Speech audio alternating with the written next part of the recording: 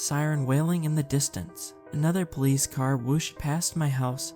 For the fourth time, I could hear distant screaming and gunshots, but I reckon that is another shooting. No big deal, it was something fairly common in the neighborhood. Just as I was about to curse at the monitor for the 8-death streak in Call of Duty, my phone on the desk buzzed, followed by an unfamiliar ringtone, which I immediately recognized as an emergency alert. A notification popped up on my phone as soon as I turned it on. Emergency alert, this is not a drill. All local residents of redacted town are instructed to stay indoors immediately. Remain calm and shut all doors and windows, and do not let anybody in.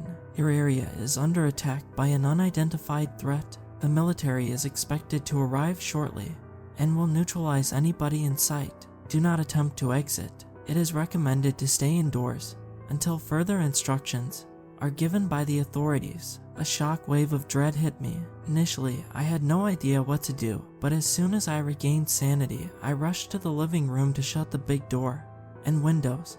As instructed, I pulled out my phone and dialed my husband, who was at work, only to enter voicemail. Soon, I dialed my parents' number, who lived far away from where I was, but the signal was immediately cut off. From my peripheral sight, I noticed something odd from outside the window. Instead of fences and beautiful neighborhood houses like one would expect, they were shaded with layers of thick fog. In fact, it was so thick I could only see as far as 20 yards ahead. The only things visible were car headlights and the illuminated windows from houses across. Due to the thick fog shading the entire neighborhood from the sun, my house got dark fast. I hesitantly went to turn on the light switch when the ground below unexpectedly shook. It became louder, followed by rumbling noises from the distance. My heart was pounding harder as I took small steps towards the other window to have a look. From the window, I noticed several pairs of fog lights illuminating the streets. As they got closer, I made out the green camouflage of those heavy-looking vehicles. A few heavily armed men were marching along and aiming their rifles at various houses. What the hell was going on? Why would there be soldiers? I asked myself. My urge to open the window and ask one of the men was growing impatiently. However, as soon as I touched the window handle, a series of deafening gunshots roared in a sudden, followed by muffled but blood-curdling screams from one of the houses. Primal instinct kicked in and I instantly ducked for cover. I crawled under the coffee table and hid in a fetal position. Several heavy gunshots and explosions reverberated my home, and soon after an announcement came from outside. It was the military's loudspeaker. A rough voice in a slight panicked state yelled out the following: "All residents, I am speaking on behalf of the military. This is a compulsory order. Do not panic and find the safest spot to hide immediately. Do not let anything enter your house, no matter how convincing, as they may endanger you and your family. Stay hidden and do not show yourself. Do so until further instruct." The announcement was interrupted with blood-gurgling screams from the announcer. I instantly stood up, nearly knocking my head against the table. What I did was that I dashed into my bedroom and locked everything up as fast as I could, tears filling my eyes as I did so. It was then that I realized my body was shaking from panicking. I sat on my bed and dialed my husband again, only to realize the signal was still down. To calm myself down, I hid under the blankets. Nevertheless, I still couldn't cool down, so I peeked through the curtain of my bedroom window. An appearance standing right on the lawn of my house nearly made me jump. The moment my eyes tried to identify that unknown object, it dashed towards the front door. Bang! A loud crash could be heard from the living room.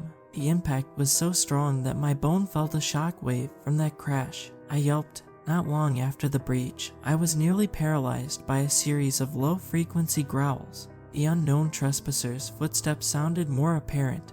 As time went by, I regained momentum and stealthily crawled towards the closet beside my bed to avoid being heard. As soon as the closet was in proximity, I stood up, opened the closet door, pushed the clothes aside, and took a step into the abysmal wooden bunker. I closed the door, and there was absolute darkness around me, albeit the sunlight from the closet hole being the only source of illumination. There was dead silence, so silent I could feel my heartbeat within my ribs. It was incredibly fast and desperate, but it was soon cut off by the sound of my bedroom doorknob clicking, followed by the creaking sound that I was familiar for 5 years. Peeking from the closet hole, I could barely see the door opposite of me, but one thing for sure, that I could see 4 long red sticks grappling the knob.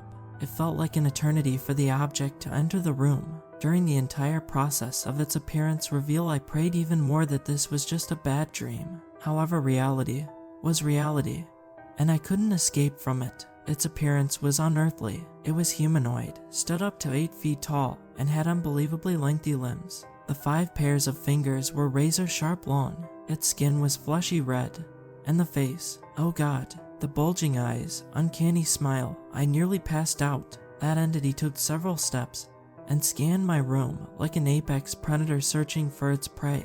Every footstep, every growl, I backed an inch, hoping it wouldn't notice me. When the abominated entity approached closer, still unaware of my presence, the window shattered into millions of pieces with bullets riddling through and hitting the creature. Before I could process anything, 4 military men jumped into my room and opened fire at the demonic creature. The scene was deafening. I was only a few feet away from the firefight, and the only barrier between me and them was a 1-inch thick wood. I fell among the clothes from shock and couldn't stand, but that saved my life as bullets whizzed into the closet, barely missing me. Too unfortunate for me though, as the military men were no match for the supernatural entity due to the fact that it survived every shot. No bullet stopped it from advancing towards one of the men. One swoop into his neck, and the soldier was instantly decapitated. It devoured the man's head with its monstrous jaw. The fate of the 3 remaining military men were also pretty much sealed, and I was left hopeless. It'll probably take some time for reinforcements, but that given time was enough for the entity to regain stamina. I cried. I couldn't do anything. I could only pray that it ignores the closet. But the last of all hopes shattered when its head turned and our eyes locked onto each other.